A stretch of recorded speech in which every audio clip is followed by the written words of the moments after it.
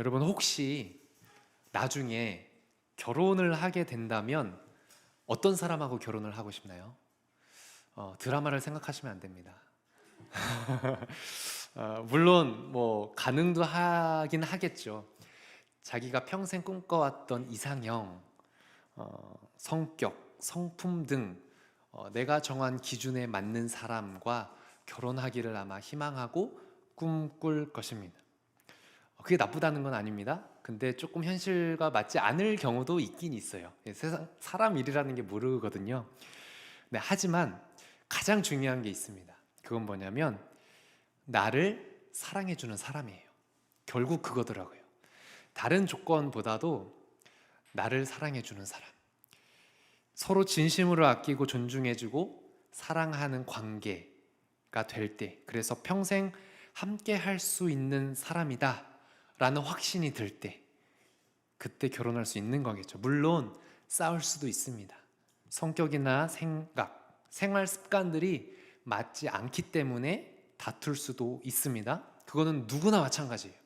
하지만 그럼에도 불구하고 끝까지 사랑하는 관계일 때, 사랑에 대한 책임을 질 수 있는 관계일 때, 그게 진정한 결혼 관계다라고 짧은 약 7년 동안의 결혼 생활을 한 저의 입장에서 얘기해 줄 수 있는 부분인 것 같습니다. 이게 꼭 정답은 아닐 수 있어요. 근데 그런 것 같습니다, 저는. 그렇기 때문에 결혼 관계에서 절대로 있어서는 안 되는 게 하나 있는 것 같아요. 딱 세 글자입니다. 뭐냐면 딴 사람이에요. 전문 용어로 혹시 아시는 분 계시는지 모르겠습니다. 전문 용어로 두 글자인데 불륜. 네. 불륜이죠. 이거는 정말 있어서는 안 되는 겁니다. 결혼 관계에서. 결혼은 두 사람 사이에 맺어지는 사랑의 언약이죠. 여기에 다른 사람과 눈이 맞아서 다른 사랑을 시작하게 되면 그 순간부터 이 언약은 파기되는 것과 다름없습니다. 물론 다시 마음을 고쳐먹고 처음 사랑으로 돌아올 수도 있긴 합니다. 회복의 가능성이 완전 없는 건 아니에요. 하지만 한번 그렇게 어긋나기 시작하면 마음의 상처를 크게 입기 때문에 이게 다시 돌이키기가 쉽지 않은 것 같습니다. 그게 결혼 관계, 사람과의, 결혼뿐만 아니라 사람 관계에서 적용될 수 있는 부분인 것 같아요. 사랑하는 사이의 관계에.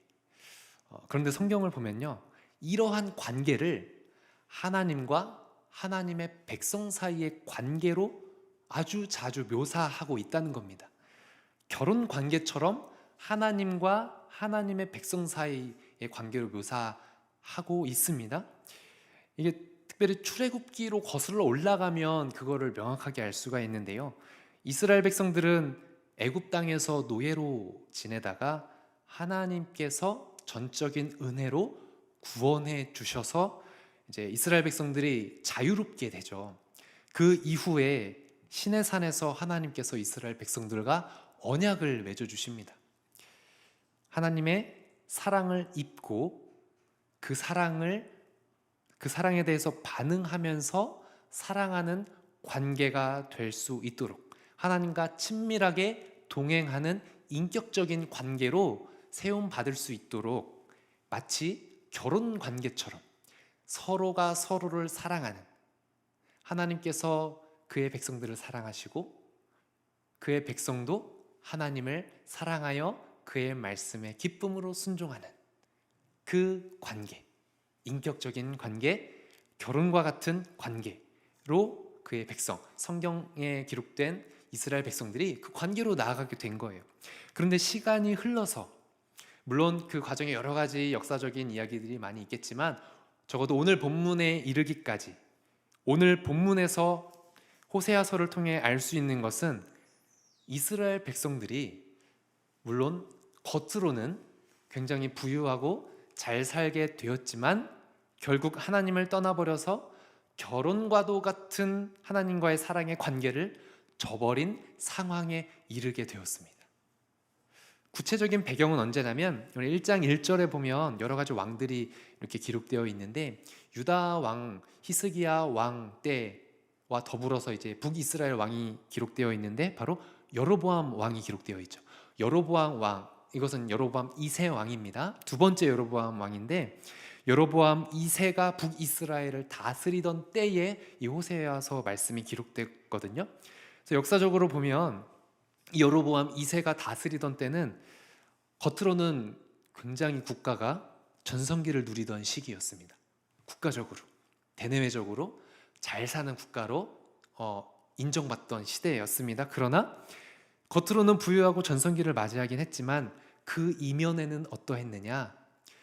하나님이 아닌 풍요와 번영을 가져다 준다는 우상, 이방 사람들이, 이방 인근 나라들이 자기 나라의 풍요를 가져다 준다고 섬기는 그 우상들이 이스라엘 백성들 삶의 중심에 있었던 때였어요. 특별히 우리가 들어서 알고 있는 바알신, 많이 들어봤죠. 이 바알이라 불리는 이방신을 이스라엘 백성들이 섬기기, 물론 과거부터 계속 섬겼는데 아직도 여전히 포기하지 못하고 섬기고 있는 모습, 거기에 눈이 팔려서 마치 바람 피는 사람과 같은 그러한 모습을 이스라엘 백성들이 보여주고 있다는 것을 이제 호세아서를 통해서 우리는 확인할 수가 있는 겁니다. 그래서 하나님께서 이러한 백성들을 향하여 호세아 선지자를 통하여 전해주시고자 하는 말씀이 바로 호세아서로 기록된 거예요. 그런데 처음부터 좀 황당한 말씀으로 시작하죠. 우리 2절 말씀을 보면 하나님께서 호세아에게 이렇게 말씀하십니다. 너는 가서 음란한 여자를 맞이하여 음란한 자식들을 낳으라. 정말 쉽지 않은 말씀을 호세아가 들었어요. 결혼하는 게 그냥 마음대로 할 수 있는 일 아니잖아요. 만약 여러분의 부모님이 미리 여러분의 짝을 정해서, 물론 옛날에는 그런 일들이 비일비재했을지 모르겠는데 요즘 너의 짝이야, 결혼해 라고 하면 여러분은 어떻게 하실 거예요? 물론 그 사람이 내 이상형에 맞고 정말 마음에 들면 감사합니다 하면서 이제 시작을, 이제 연인 관계로 발전할 수 있겠지만, 그게 아닌 그냥 내 마음에도 없는 사람인데 부모님이 만나라고 해서 만나는 거는 너무나 쉽지 않죠. 근데 호세아서에게 하나님께서 하신 말씀은 누구를 만나라고 하는 거예요? 음란한 여인을 만나라는 거예요. 근데 여기서 음란한 여인은 사실은 이방 종교 의식과 관련된 사제나 관련된 여성임을 또 우리가 생각해 볼 수 있는데, 그러한 여인을 호세아 선지자가 만나야 된다라고 하나님께서 지금 말씀하시는 거죠. 호세아도 사람이잖아요, 그렇죠? 개인적으로 좋아하는 이상형이 있을 것이고, 그래서 이 말씀에 굉장히 당황했을 것 같습니다. 네, 하지만 본문에서는 이와 관련해서 호세아의 결혼 과정을 담은 이야기를 따로 등장시키고 있지는 않습니다. 다만 하나님의 말씀이 있은 후에 호세아가 한 행동은 무엇이냐면 고멜이라고 하는 여자와 결혼을 하고 또 자녀를 낳았다는 겁니다. 이거는 팩트죠. 이거는 기록으로 남겼으니까. 그래서 사실 상상력이 좀 요구되는 상황입니다. 하지만 분명한 사실은 이거죠. 정말 분명한 것, 호세아가 지금 고멜이라는 사람과 결혼 관계에 있다는 거, 이거는 사실이에요. 근데 구체적으로 어떻게 만났는지는 모르죠. 소개팅을 몇 번 하고 만났는지, 또 데이트를 몇 번 했는지는 모르지만, 그리고 고멜에 대한 호세아의 감정이 어떤지 본문에서는 밝히고 있지는 않지만, 호세아가 그녀와 결혼해서 자녀까지 낳고 살아가고 있다면 우리는 뭘 생각할 수 있을까요? 적어도 호세아의 삶에 있어서 고멜이 차지하는 위치는 결코 적지 않을 것이라는 거죠. 결혼하고 자녀까지 낳았어요. 한 가정의 가장이 되었습니다. 고멜과 호세아는 아주 밀접한 관계에 매어져 있게 됐습니다. 고멜과 호세아는 적어도 각각 다른 남자, 다른 여자를 바라봐서는 안 되고 서로를 바라봐야 하고 살아가는 관계를 평생 유지해 나가야 하는 사이가 된 거예요. 이거는 명백한 사실이죠. 그렇다면 하나님은 이러한 호세아의 결혼 생활을 통해서 과연 무엇을 말씀하시고자 하신 걸까요? 호세아서를 계속 읽어가다 보면 알 수 있는 사실인데요.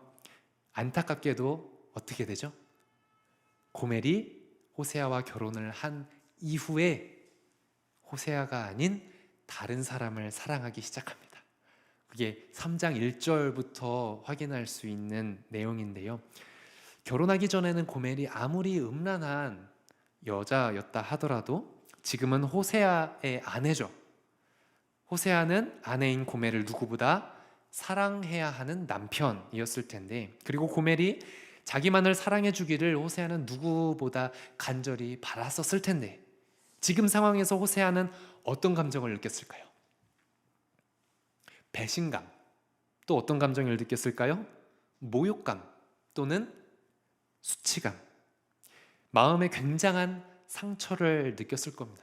내가 어떻게 해서 너를 선택하고 너를 사랑하고 너와 행복하게 하려고 내가 얼마나 노력했는데, 다른 사람들이 너를 음란한 여자라고 손가락할지 모르지만 나는 너를 얼마나 사랑해서 너를 선택해서 너와 결혼하고 또 눈에 넣어도 아프지 않을 자녀들을 낳았는데 너가 어떻게 그럴 수가 있어? 이런 마음 충분히 가질 수 있겠죠. 하나님께서 말씀하시고자 하신 것도 바로 이거였을 것 같습니다. 바로 호세아가 느끼는 것. 상처받은 하나님의 마음, 배신당한 하나님의 마음. 누구로부터요? 이스라엘 백성으로부터. 하나님께서 사랑하신 이스라엘 백성으로부터 받은 마음. 이게 지금 호세아가 느끼는 마음과 같은 거겠죠. 호세아가 지금 고멜 때문에 느끼는 감정처럼 하나님도 지금 하나님의 백성 이스라엘에게 느끼는 감정이 이렇다는 거예요. 그래서 2절에 하나님께서 호세아에게 음란한 여자를 맞아 음란한 자식들을 낳으라고 하셨을 때 덧붙이신 말씀이 이거였습니다. 이 나라가 여호와를 떠나 크게 음란함이니라. 이거를 지금 하나님께서 밝히고 계신 거예요. 그렇기 때문에 호세아는 이스라엘 백성으로부터 상처받으신 하나님의 마음을 누구보다 뼈저리게 알 수 있었고, 처절하게 배신당한 자의 입장에서 하나님의 심판과 하나님의 경고의 말씀을 기록하고 선포하기 시작할 수 있었던 거죠. 특별히 호세아의 자녀들의 이름으로 하나님의 심판 메시지를 전합니다. 그 당시에 예언자들이 했던 행위 예언들이 여러 가지 있는데 그 중에 자녀 이름을 가지고 하나님의 뜻을 대변하는 경우도 있었거든요. 근데 호세아의 자녀들도 마찬가지였습니다. 4절에 보시면 첫째 아들의 이름을 뭐라고 하고 있죠? 이스라엘이라고 했습니다. 이스라엘은 하나님께서 흩으실 것이다 라는 뜻이 담겨 있는 표현이에요. 그래서 구체적인 역사 배경을 여기서 세세히 밝힐 수는 없지만 예후 왕가, 이스라엘의 예후 왕가가 있거든요. 그 왕가에 대한 이제 심판을 또 언급하면서 하나님께서 이 백성을 흩으실 것이다 이렇게 말씀해 주셨고요. 6절에 보면 둘째 딸 이름이 있습니다. 뭐라고 되어 있죠? 로루하마, 긍휼함을 얻지 못한 자라는 뜻의 표현입니다. 로라는 말이 붙었으면 이제 부정어예요. 루하마, 루하마가 아니다. 긍휼함을 입은 자가 아니다 라는 뜻이고요. 9절에 보면 셋째 아들 이름이 되어 있죠. 뭐라고 되어 있죠? 로암미. 이제 암미는 내 백성이라는 뜻인데 로가 붙었으니까 내 백성이 아니다 라는 뜻이에요. 하나님의 백성이 아니다 라는 뜻을 가진 이름입니다. 자기 자녀의 이름들이 모두 하나님에게서 뒤돌아선 이스라엘 백성들을 심판하시겠다는 하나님의 경고가 담겨 있는 뜻으로 지금 불리고 있는 거죠. 하나님의 예언을 이렇게 한 거예요. 그런데 그 다음이 중요합니다. 하나님은 여기에서 그냥 끝내시지 않으세요. 하나님의 상처 입은 마음을 공감하게 된 호세아의 입장에서는 사실 하나님의 심판으로 이스라엘이 멸망당해도 쌉니다. 당해야 마땅해요. 그런데 하나님은 처음 가지셨던 자기 백성에 대한 사랑의 끈을 놓지 않으신다는 걸 또 오늘 본문을 통해서 우리가 확인할 수 있는데, 심판을 경고하면서도 동시에 회복까지 같이 말씀해 주시거든요. 회복을 말씀하셨다라고 하는 건 심판에 어떤 뜻이 담겨 있기 때문일까요? 심판이 파멸이 목적이기 때문에 회복을 동시에 말씀하셨을까요? 아니죠. 회복을 다시 말씀하신 것은 경고, 심판의 목적이 파멸이 아니라 다시 돌아오도록 하기 위해서, 회복에 이르도록 하기 위함이 목적이었던 거죠. 그래서 하나님은 호세아의 자녀의 이름을 다시 바꾸십니다. 자, 이스르엘, 로 루하마, 로 암미로 불렸던 자녀의 이름으로 심판을 경고하셨지만 그 이름의 뜻과 정반대의 상황처럼 회복될 것까지도 같이 말씀하시는데 1장 7절과 10절과 2장 1절에 보면 이 이름을 뒤집으세요.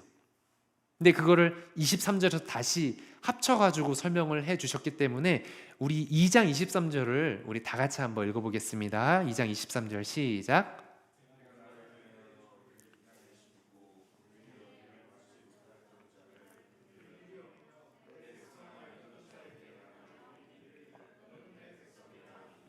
그들은 이르기를 주는 내 하나님이시라 하리라 하시니라. 내가 나를 위하여 그를 이 땅에 심고, 아까 이스라엘이 뜻이 뭐라고 했죠? 흩트다.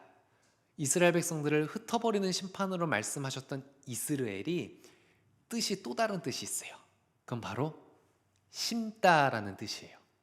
흩어서 심다. 그러니까 이 땅에 이스라엘 백성들을 내가 다시 심을 것이다.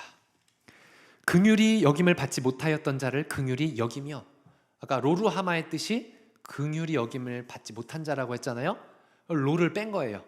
루하마, 긍휼히 여기겠다. 그리고 내 백성 아니었던 자에게 향하여 이르기를 너는 내 백성이라 하리라. 로 암미에서 로를 뺀 거죠. 암미, 내 백성이 되게 하겠다. 그래서 그들이 이르기를 주는 내 하나님이시라 하리라.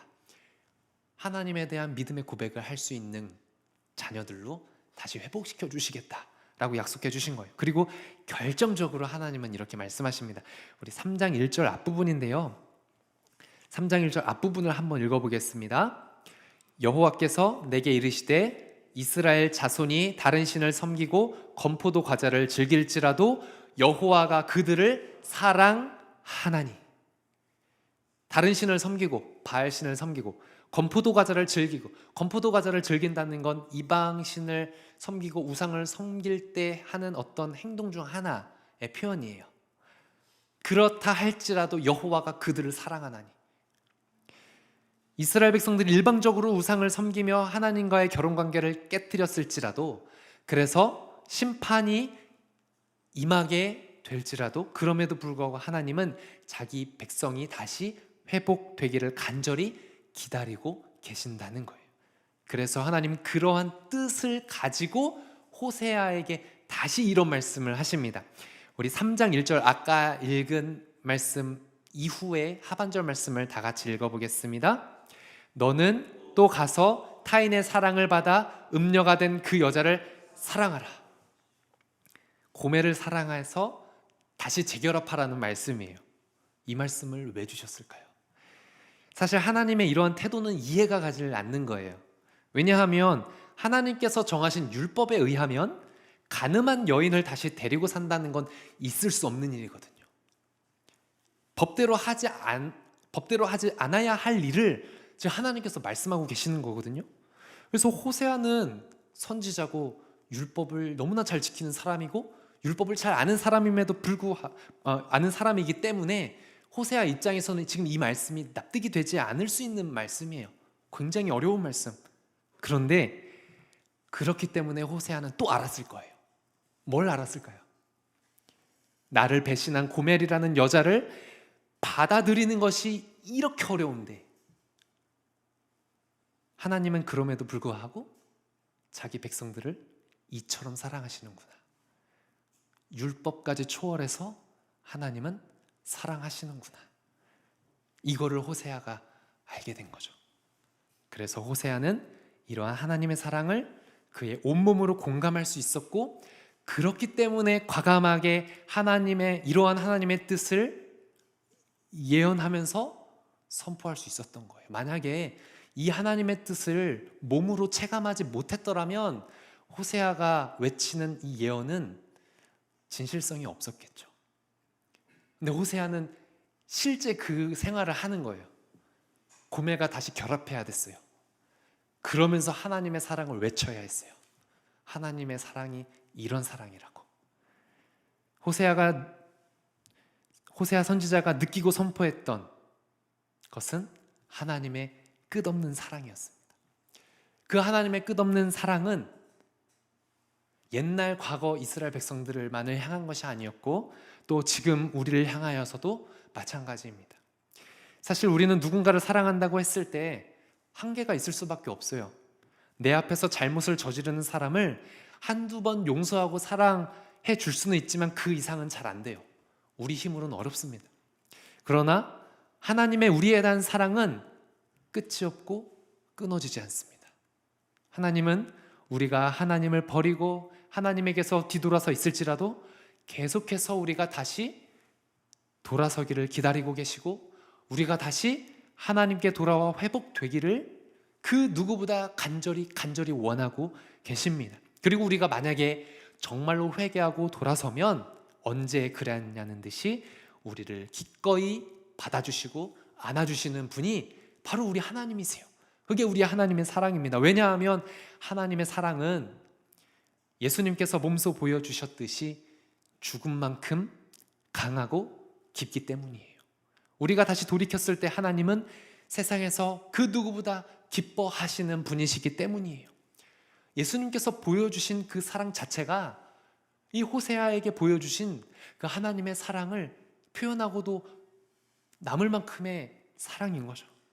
우리가 다시 돌아오기를 간절히 기다리시는 하나님의 신실한 그 사랑이 십자가 위에서 보여주신 말로 표현할 수 없는 크신 사랑이고 그렇기 때문에 그 사랑이 우리의 불신실함을 넘어서는 겁니다.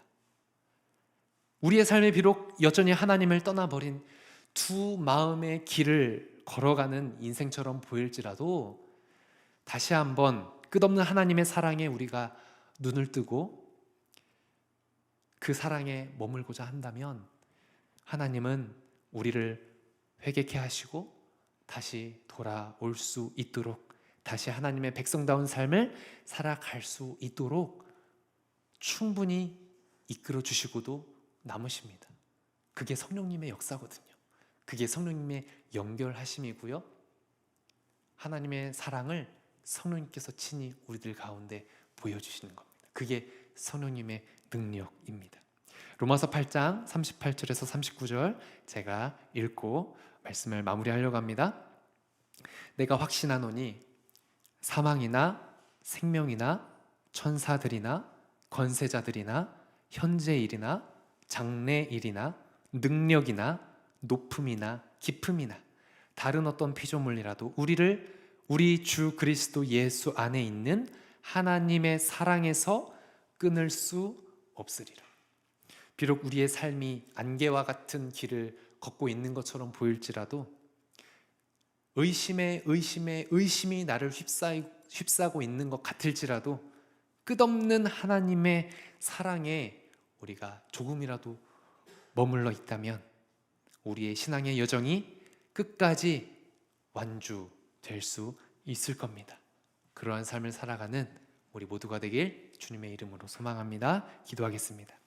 하나님, 우리가 다시 하나님의 사랑 가운데 머물기를 원합니다. 우리의 기대와 우리의 생각을 넘어서시는 초월적인 끊을 수 없는 하나님의 사랑하심을 우리가 다시 한번 마음속에 품고 그 사랑 안에 머물며 성령님께서 이끄시는 대로 다시 한번 하나님의 자녀됨으로 나아갈 수 있도록 인도하여 주옵소서. 예수님의 이름으로 기도드립니다. 아멘.